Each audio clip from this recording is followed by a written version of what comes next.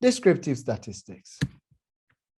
Right. So we mentioned earlier that we talk about central tendency and also dispersion and other things when we were talking about the things we will cover and make it live. So what is statistics? Statistics is basically the science of collecting, analyzing, and interpreting data, even presenting it as well. And statistics can be broken down into two categories. On the left, we have descriptive statistics, and on the right, inferential statistics. So let's focus on descriptive statistics first, because you're going to learn that first before you learn inferential statistics. In descriptive statistics, you're basically organizing and summarizing data using numbers and graphs. For instance, you could summarize your data using a bar graph, which looks like this. Many of you have seen this in middle school or high school. You could even organize your data into a histogram. A histogram looks like a bar graph, but the bars are basically attached to each other. So that's the difference between a histogram and a bar graph. You can also organize your data into a pie chart.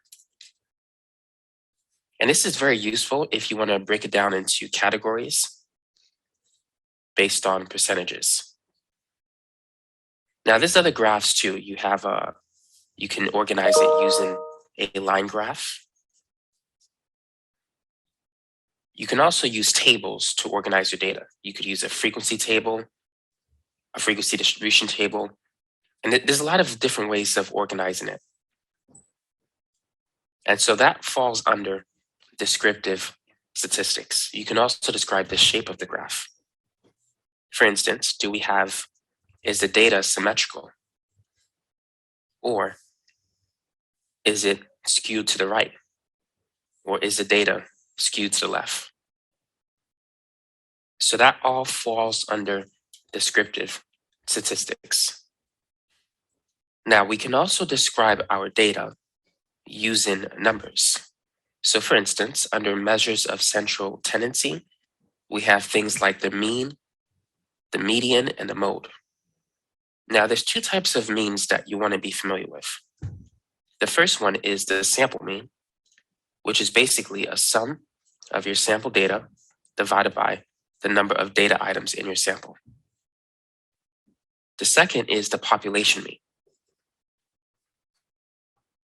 which is also the sum divided by the number of data items in the population.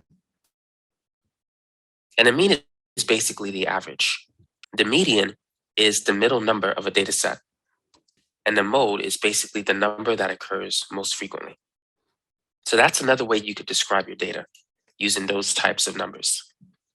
You can also describe it in terms of range, variance, and standard deviation. Now let's move on to inferential statistics. So in this branch of statistics, that's when we take our sample data and we use it to make an inference or even draw a conclusion of the population. We can even use probability to determine how confident we can be that the conclusions that we make are correct.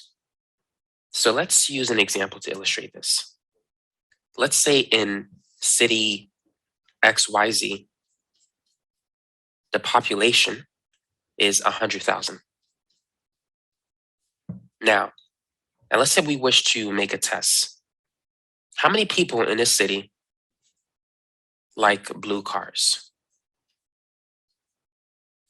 How can we find the answer to this question? Now, it would be unreasonable for us to ask every citizen in this city if they like or if they prefer to purchase a blue car, because that means you have to ask 100,000 people, and that's just not practical. So instead, what we could do is take a small sample of the population, let's say 100 individuals, and ask them, hey, do you prefer to drive a blue car or do you prefer to drive a red car?